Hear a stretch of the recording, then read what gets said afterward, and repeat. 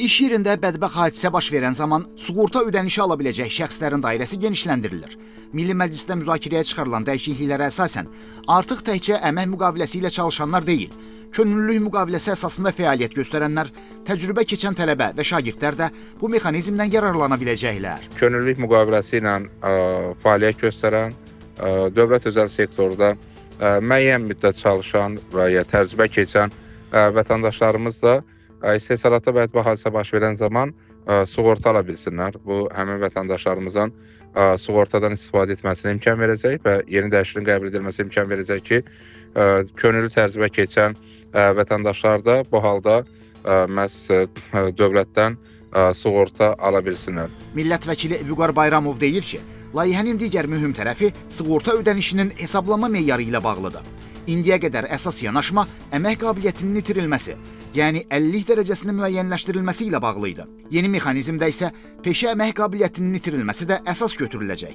Bu isə o deməkdir ki, istehsalat hadisəsi nəticəsində sağlamlığına nisbətən daha az zərər dəyən şəxslər də sığorta təminatından kənarda qalmayacaqlar. Nəzərə alsaq ki, əmək qabiliyyətinin itirilməsi, yəni əlillik dərəcələri müəyyənləşməsi 30-80% arası müəyyənləşirdi.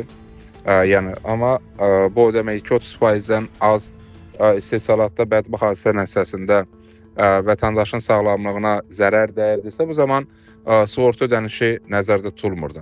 Amma yeni dəyişiklik imkan verəcək ki, məhz 30%-dən az zərər dəydiyi halda belə vətəndaşa ödənişlər edilsin, onlar sığorta almaq imkanına malik olsun. Dəyişikliklərin daha bir istiqaməti sığorta sisteminin maliyyə dayanıqlığını əhatə eləyir.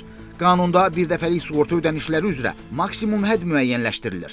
Bu məbləğ minimum aylıq əmək haqqının minimisli qədər olacaq. Yəni bu o deməkdir ki, istehsalda bədbəxt hadisələr baş verən zaman 400.000 manata dək sığorta ödənişini həyata keçirmək mümkün olacaq. Maksimum məbləğ mövcud minimum əmək haqqı məbləği ilə 400.000 manatdır və praktik olaraq bu imkan verəcək ki, yeni maksimum məbləğ qəbul edildikdən sonra artıq 400.000 manata dək sığorta ödənişi həyata keçirilə bilsin. Millət vəkili qeyd edib ki, təklif edilən dəyişikliklər həm sığorta olunan şəxslərin əhatə dairəsini artırır, həm də ödənişlərin daha aydın mexanizmlə hesablanmasını nəzərdə tutur.